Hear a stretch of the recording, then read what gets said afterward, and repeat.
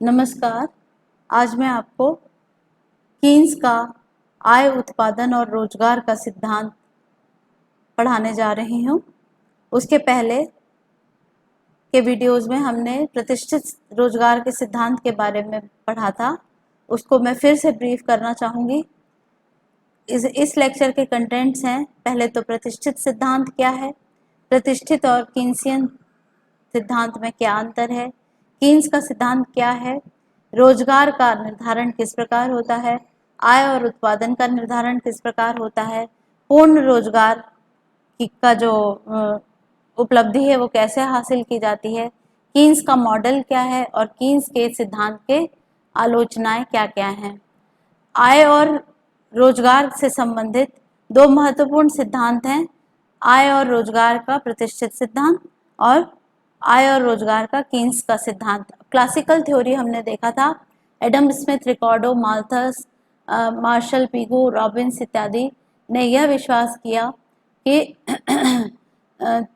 और श्रमिक और अन्य संसाधन हमेशा पूर्ण रोजगार प्राप्त होता है।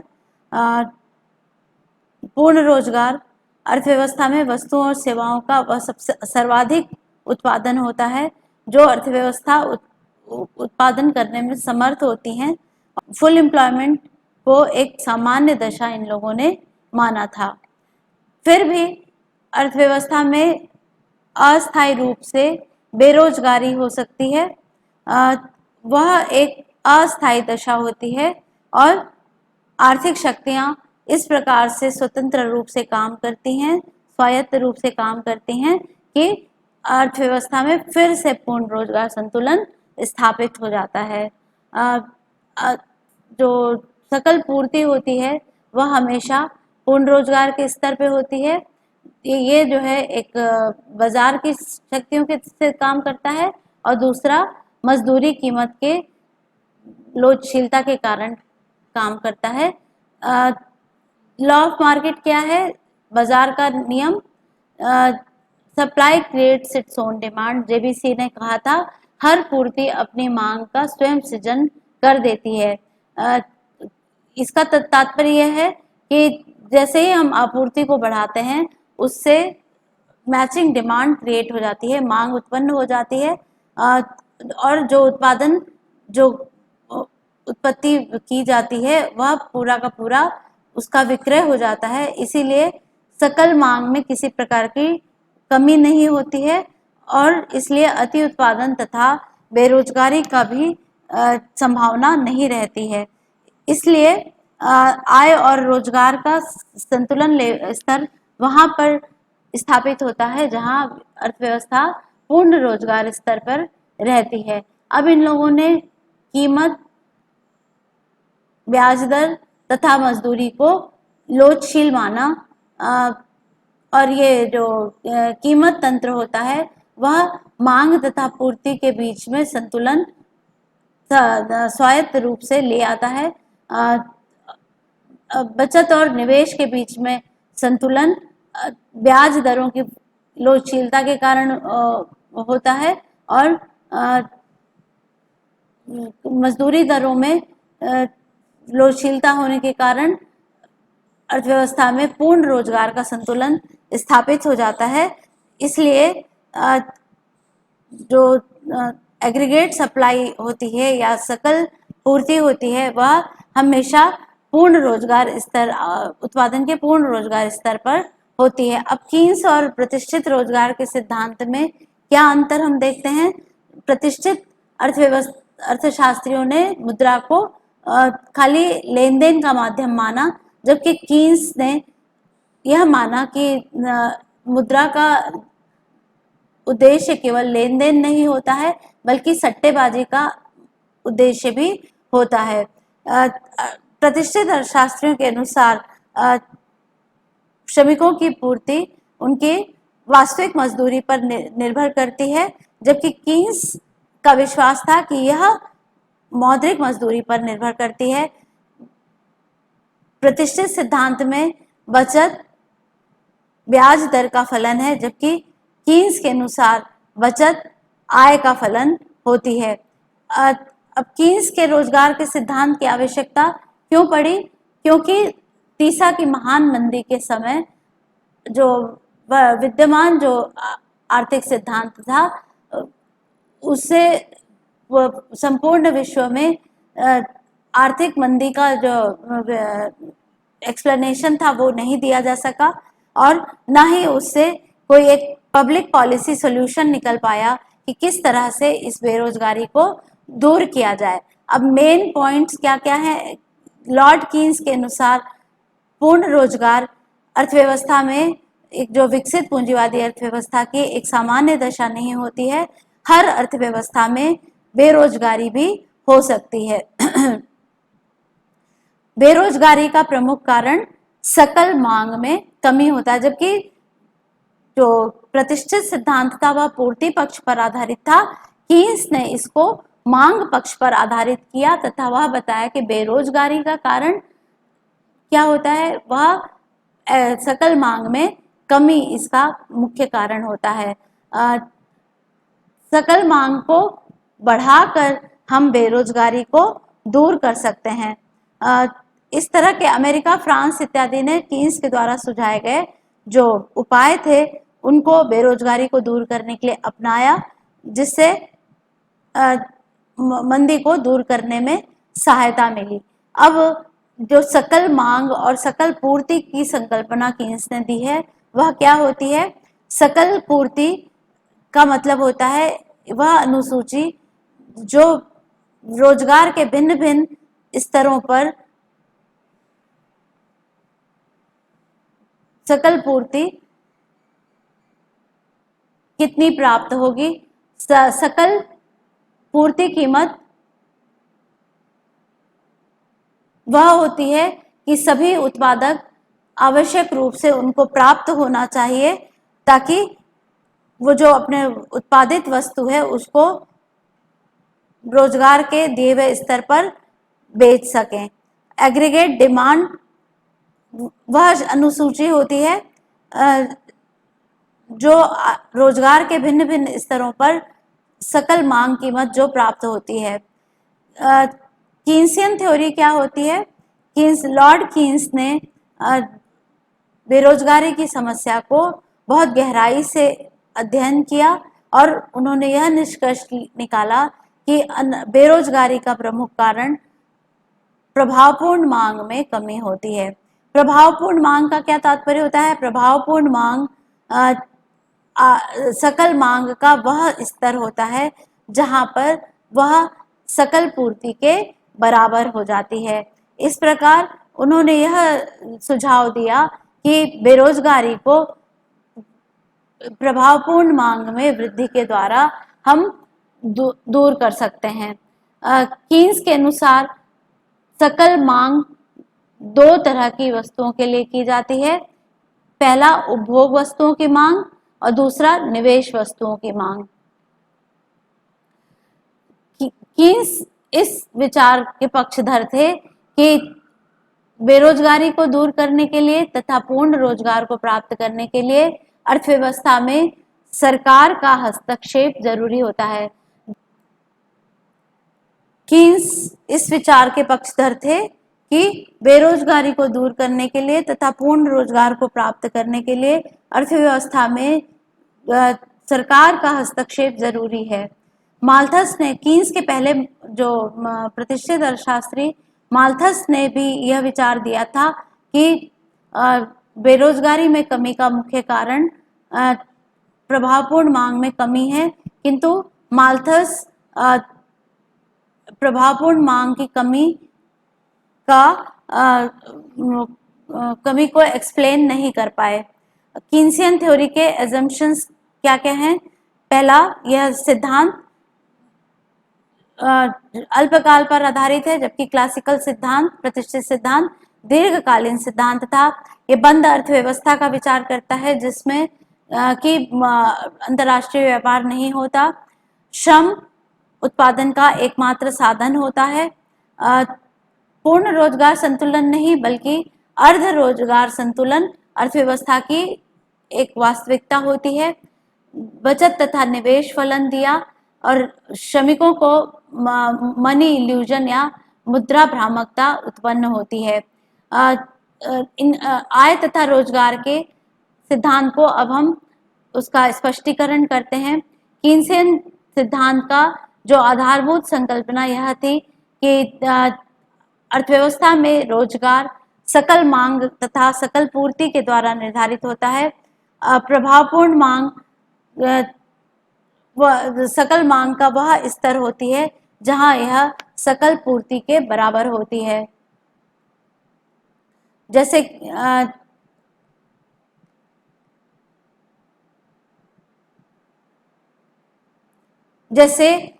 एक अर्थव्यवस्था में एक किसी दिए हुए समय में 1 लाख श्रमिकों को रोजगार देने पर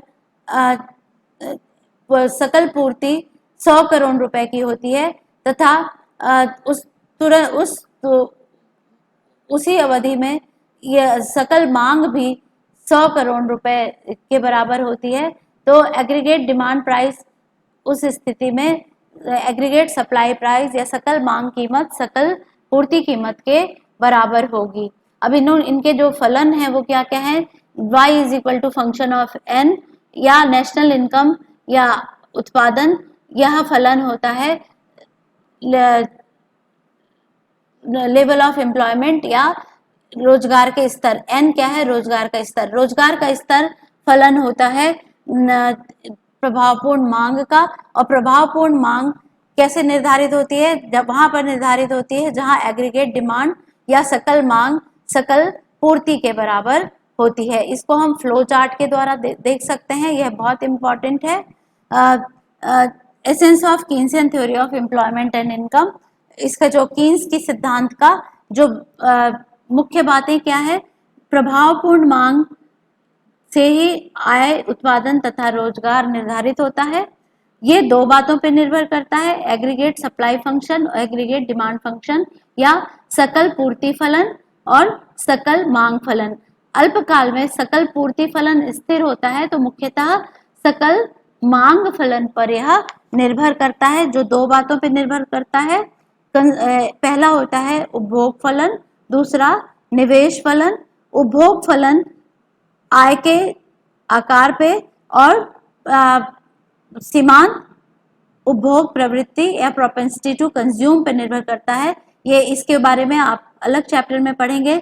निवेश फलन पूंजी की सीमांत क्षमता और ब्याज दर के ऊपर निर्भर करता है। इनके बारे में भी अलग चैप्टर्स आपको पढ़ने हैं। Supply marginal efficiency of capital दो चीजों पर निर्भर करती है, सप्लाई प्राइस ऑफ कैपिटल या पूंजी की पूर्ति कीमत और पूंजी से जो प्रस्तावित या संभावित उत्पत्ति होती है उसके ऊपर। रेट ऑफ इंटरेस्ट दो बातों पर निर्भर करती है, लिक्विडिटी प्रेफरेंस या तरलता पसंदगी और अर्थव्यवस्था में मुद्रा की पूर्ति। लिक्विडिटी प्रेफरेंस 3 मोटिव से किया जाता है, transaction, precautionary and speculative motive, या जो तरलता पसंदगी का मतलब है कैश के रूप में मुद्रा को रखने की इच्छा। ये 3 बातों के कारण होती है। पहला लेन देन उद्देश्य, दूसरा सतर्कता उद्देश्य, तीसरा सट्टेबाजी का उद्देश्य। तो ये फ्लो चार्ट बहुत ही ज्यादा इम्पोर्टेंट है कीन्स के रोजगार सिद्धांत को समझने के लिए। अब कीन्स ने कंजम्पशन एक्सपेंडिचर, यह एक सकल मांग का एक मुख्य कॉन्स्टिट्यूएंट होता है। उपभोग व्यय में वृद्धि से कुल आय बढ़ती है और कंजम्पशन एक्सपेंडिचर 2 फैक्टर्स पर डिपेंड करता है, propensity to consume and national income या उपभोग प्रवृत्ति और राष्ट्रीय आय। निवेश वह उस व्यय को बताता है जो अर्थव्यवस्था में पूंजीगत परिसंपत्तियों के कुल स्टॉक में वृद्धि करता है। कीन्स के अनुसार यह 2 तत्वों पर निर्भर करता है, पहला ब्याज की दर, दूसरा पूंजी की सीमांत क्षमता। अब रोजगार का निर्धारण किस प्रकार से होता है? पूर्ण प्रतियोगिता के अंतर्गत रोजगार सकल मांग और सकल पूर्ति के संतुलन बिंदु पर निर्धारित होता है। यह संतुलन का जो बिंदु होता है उसे हम प्रभावी मांग का बिंदु कहते हैं। कीन्स के अनुसार ये जो सकल मांग फलन तथा सकल पूर्ति फलन के कटान बिंदु के द्वारा रोजगार की मात्रा निर्धारित होती है। अल्पकाल में कुल पूर्ति क्योंकि स्थिर रहती है, इसीलिए प्रभावपूर्ण मांग तथा रोजगार के स्तर को सकल मांग में वृद्धि करके बढ़ाया जा सकता है। एक बंद अर्थव्यवस्था में सकल मांग तीन बातों पर निर्भर करती है: उपभोग, राष्ट्रीय आय और प्रोपेंसिटी टू कंज्यूम या उपभोग प्रवृत्ति। क्लोज्ड इकोनॉमी क्या होती है? क्लोज्ड इकोनॉमी का मतलब होता है बंद अर्थव्यवस्था जहां पर विदेशी व्यापार किसी तरह का नहीं होता है। प्रोपेंसिटी टू कंज्यूम का क्या मतलब होता है? उपभोग प्रवृत्ति। उपभोग प्रवृत्ति कंजम्पशन, जो आय के भिन्न भिन्न स्तरों पर कितना उपभोग किया जा रहा है उसे हम प्रोपेंसिटी टू कंज्यूम कहते हैं या उपभोग प्रवृत्ति कहते हैं। राष्ट्रीय आय उपभोग के ऊपर निर्भर करती है और जो इसको निर्धारित करने वाले जो सब्जेक्टिव एंड ऑब्जेक्टिव फैक्टर्स होते हैं वह अल्पकाल में स्थिर रहते हैं, इसीलिए अल्पकाल में उपभोग व्यय को बढ़ाना संभव नहीं होता है। निवेश, दो बातों पे निवेश जो है एग्रीगेट डिमांड का दूसरा जो डिटर्मिनेंट होता है वह होता है इन्वेस्टमेंट। ये दो बातों पे निर्भर करता है: ब्याज की दर और पूंजी की सीमांत क्षमता। ब्याज की दर मुद्रा की मांग तथा पूर्ति के इंटरैक्शन के द्वारा उसके कटान बिंदु पर निर्धारित होती है। मुद्रा की मांग को तरलता पसंदगी के रूप में कीन्स ने परिभाषित किया, अर्थात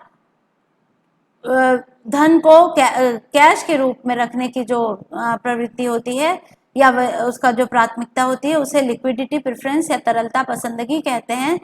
लोग अपने धन को तीन उद्देश्यों के लिए लिक्विड रूप में रखते हैं, तरल रूप में। पहला होता है लेन देन उद्देश्य, दूसरा सतर्कता उद्देश्य, तीसरा सट्टेबाजी का उद्देश्य। लेन देन उद्देश्य और सतर्कता उद्देश्य के लिए जो मुद्रा की मांग होती है वह आय के स्तर पर डिपेंड करती है, जबकि जो सट्टेबाजी के उद्देश्य के लिए मुद्रा की मांग होती है वह ब्याज की दर पर निर्भर करती है। पूंजी की सीमांत क्षमता का तात्पर्य होता है कि लाभ की दर कितनी है। यह दो तत्वों से निर्धारित होती है: पूंजी परिसंपत्तियों की पूर्ति कीमत तथा दूसरा उनसे प्रत्याशित आय। एक उद्यमी अपने जो ब्याज की दर होता है उसका जो तुलना होती है वह पूंजी की सीमांत क्षमता से उसको तुलना करता है ताकि वह निवेश निर्णय ले सके। जब एमईसी या मार्जिनल एफिशिएंसी ऑफ कैपिटल या पूंजी की सीमांत क्षमता ब्याज दर से ज्यादा होती है तो उस समय निवेश किया जाता है, और एमईसी अगर ब्याज की दर से कम होती है तो किसी भी प्रकार का निवेश नहीं किया जाता है। अल्पकाल में निवेश को बढ़ाने के लिए ब्याज की दर में कमी करना जरूरी होता है। इस प्रकार सकल मांग को बढ़ाने के लिए उपभोग में वृद्धि होनी चाहिए और निवेश में वृद्धि करनी चाहिए, और अल्पकाल में क्योंकि उपभोग को बढ़ाना संभव नहीं होता है तो इसीलिए निवेश को बढ़ाना जरूरी होता है ताकि उससे रोजगार में वृद्धि लाई जा सके। अब हम यहाँ पर ये चार्ट देख रहे हैं, एग्रीगेट सप्लाई, एग्रीगेट डिमांड और ट्रेंड्स इन एम्प्लॉयमेंट। अब यहाँ पर हम क्या देख रहे हैं? 50 लाख जब लोगों को एम्प्लॉयमेंट मिल रहा है तो एग्रीगेट सप्लाई 180 और एग्रीगेट डिमांड भी 180 के बराबर है, यह संतुलन का स्तर होता है। इफेक्टिव डिमांड का जो अगर हम वक्र बनाएं तो ये जो है एग्रीगेट सप्लाई फंक्शन इस तरह से दिखाया जाएगा, एग्रीगेट डिमांड फंक्शन, इन दोनों का कटान बिंदु ये ई जो है वह इफेक्टिव डिमांड का बिंदु होता है। वाई अक्ष पे हमने रोजगार का स्तर दिखाया है और यहाँ पर रिसीट्स एंड इनकम जो है इसको वाई अक्ष पर दिखाया गया है। तो इस बिंदु के बाद जेड बिंदु के बाद रोजगार, ये पूर्ण रोजगार, इसके बाद रोजगार नहीं बढ़ रहा है और ये जो है अल्प रोजगार संतुलन को बता रहा है। अर्थव्यवस्था में बेरोजगारी को दूर करने के लिए जो सकल मांग को बढ़ाना जरूरी होता है। क्रिटिसिज्म ऑफ कीन्सियन थ्योरी, जो कॉन्सेप्ट ऑफ ये जो संतुलन का जो संकल्पना है वह स्वयं में एक विरोधाभासी है। कीन्स की इकोनॉमिक्स में मुख्यतः स्थैतिक है, इसने दीर्घकालीन संतुलन की उपेक्षा करती है। पूर्ण प्रतियोगिता का एक अवास्तविक मान्यता पर आधारित है, यह एक सामान्य सिद्धांत नहीं है, यह बंद अर्थव्यवस्था की मान्यता पर आधारित है, यह एक अनुभवगम्य परीक्षण पर आधारित नहीं है तथा यह लागत प्रेरित स्फीति की उपेक्षा करती है। तो हमने ये देखा है जो कीन्स का जो एम्प्लॉयमेंट और इनकम जो है वह किस पर निर्भर करती है, प्रभावी मांग पर। यही आउटपुट और इनकम या उत्पादन और आय के निर्धारक भी मुख्यतः प्रभावी मांग ही होती है। ये दो बातों पर निर्भर करती है, सकल पूर्ति फलन और सकल मांग फलन। सकल मांग फलन दो बातों पर निर्भर करती है, उपभोग फलन और निवेश फलन। ये उपभोग फलन क्योंकि अल्पकाल में स्थिर होता है इसीलिए निवेश को बढ़ाना जरूरी होता है। निवेश को बढ़ाने के लिए क्या करना होता है, रेट ऑफ इंटरेस्ट को कम करना पड़ता है। अब आगे आप इन चैप्टर्स में पढ़ोगे जब निवेश को बढ़ाया जाता है, जब कीन्स ने क्या बताया, मंदी को दूर करने के लिए, आजकल भी जब मंदी से जूझ रही है हमारी भारतीय अर्थव्यवस्था और ग्लोबल इकोनॉमी, तो कीन्स के इस सिद्धांत को बहुत कोट किया जाता है और ये कहा जाता है कि अगर कोई काम नहीं हो तो सरकार को हस्तक्षेप करके श्रमिकों को कहना चाहिए कि सुबह वे गड्ढा खोदें और शाम को भर दें, जिससे उनके हाथ में परचेजिंग पावर आएगी, उनकी डिमांड बढ़ेगी और डिमांड बढ़ेगी तो एग्रीगेट डिमांड फंक्शन जो बढ़ के इफेक्टिव डिमांड बढ़ के अर्थव्यवस्था में आय, उत्पादन और रोजगार को बढ़ाना संभव होगा। और निवेश को बढ़ाने के पश्चात आय में जो बढ़ोतरी होती है वह गुणक प्रभाव के द्वारा होती है, मल्टीप्लायर, जो कितने गुना वृद्धि होती है उसे हम गुणक प्रभाव के द्वारा या मल्टीप्लायर के द्वारा जानते हैं। तो ये जो चार्ट है ये बहुत इम्पॉर्टेंट है कीन्स के सिद्धांत को समझने के लिए, इसको बहुत अच्छी तरह से समझिए। और आपके जो आने वाले चैप्टर्स हैं उसमें investment functions, consumption function, marginal efficiency of capital, इन सब पे रेट ऑफ इंटरेस्ट, हर एक पे मैक्रो इकोनॉमिक्स का एक तरह से यह चार्ट एक जो है एक सारांश ये बताता है कि क्यों ये सारे जो चर हैं वो महत्वपूर्ण है। तो कीन्स के सिद्धांत को समझने के लिए इस चार्ट को, इस फ्लो चार्ट को समझना बहुत आवश्यक है। धन्यवाद।